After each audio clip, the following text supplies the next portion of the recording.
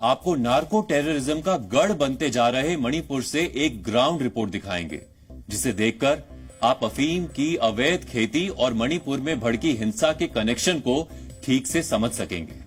खूबसूरत वादियों के बीच मुस्कुराते इठलाते रंग बिरंगे फूल।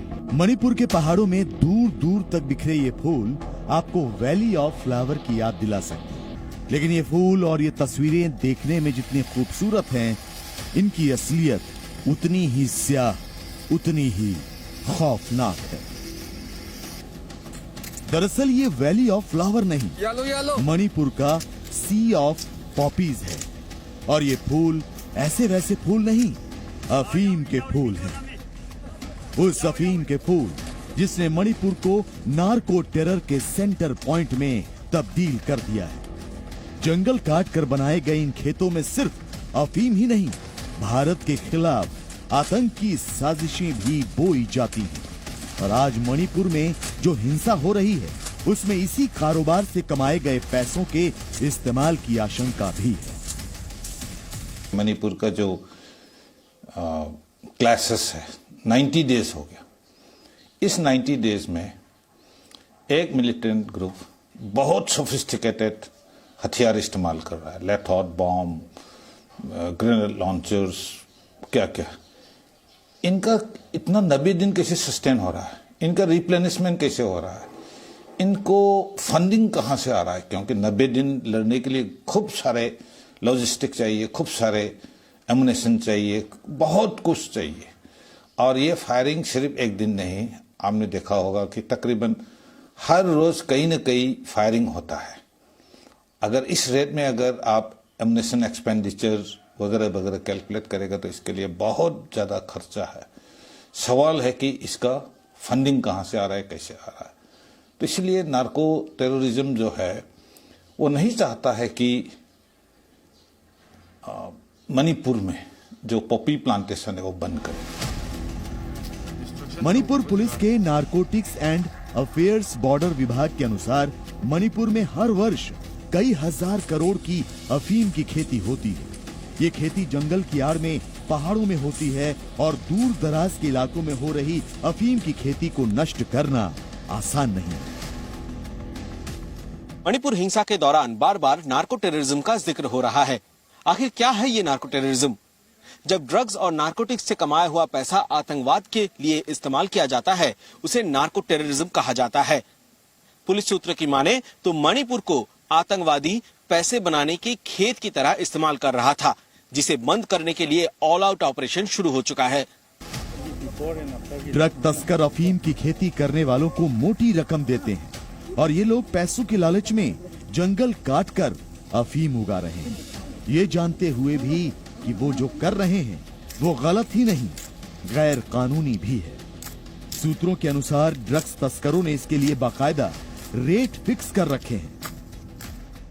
1 एकड़ जमीन में करीब 10 किलो अफीम की खेती होती है। 1 किलो अफीम की कीमत करीब 70,000 रुपए होती है। इस लिहाज से हर 1 एकड़ जमीन पर हर वर्ष लगभग 7 लाख रुपए की अफीम की खेती होती है। यानी हर 3 एकड़ जमीन पर लगभग 21 लाख रुपए की अफीम पैदा होती है। अफीम की खेती की परमिशन देने के लिए गांव के मुखिया को हर 3 एकड़ जमीन के लिए 50,000 रुपए सालाना दिए जाते हैं। इसके अलावा उसे पैदा हुई अफीम का एक हिस्सा भी कमीशन के तौर पर दिया जाता है। मणिपुर के पहाड़ी इलाकों में स्थित गांवों के पास करीब 1000 एकड़ की जमीन होती है।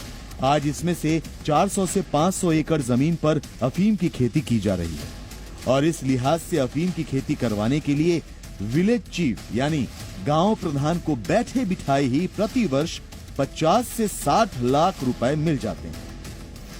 सूत्रों के अनुसार गांव के मुखिया को अफीम की खेती से जो पैसा मिलता है, उसमें से एक बड़ा हिस्सा वहां सक्रिय उग्रवादी गुट ले लेते हैं और बाद में इसी रकम से ये उग्रवादी और आतंकी संगठन भारत के खिलाफ षड्यंत्र रचते हैं। अगर मैं 10 साल पहले का सैटेलाइट इमेजरी और 20 साल पहले का सैटेलाइट इमेजरी देखेगा, आप खुद ही देखिएगा कि पहाड़ के पहाड़ नंगा हो गया।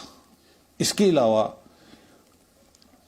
पॉपी कल्टीवेशन के लिए एक केमिकल इस्तेमाल होता है जिससे सॉइल इरोजन होता है, जिसके कारण अभी मणिपुर में कितना गर्मी बढ़ गया।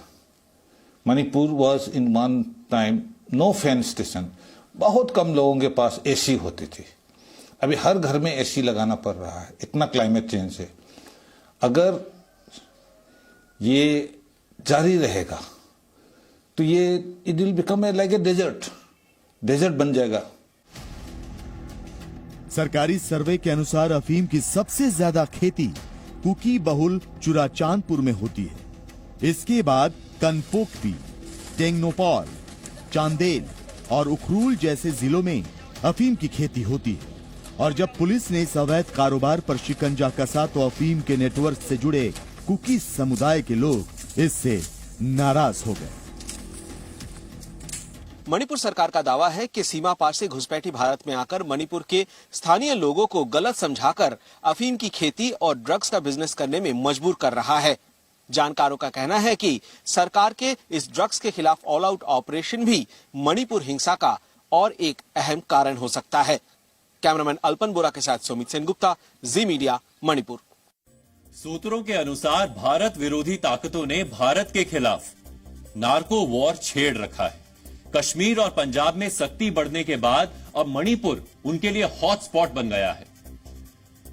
सूत्रों के अनुसार मणिपुर में हर वर्ष करीब 50,000 किलोग्राम अफीम पैदा होती है, यानी मणिपुर के पहाड़ों में हर साल 3.5 से 4,000 करोड़ रुपए की अफीम पैदा होती है।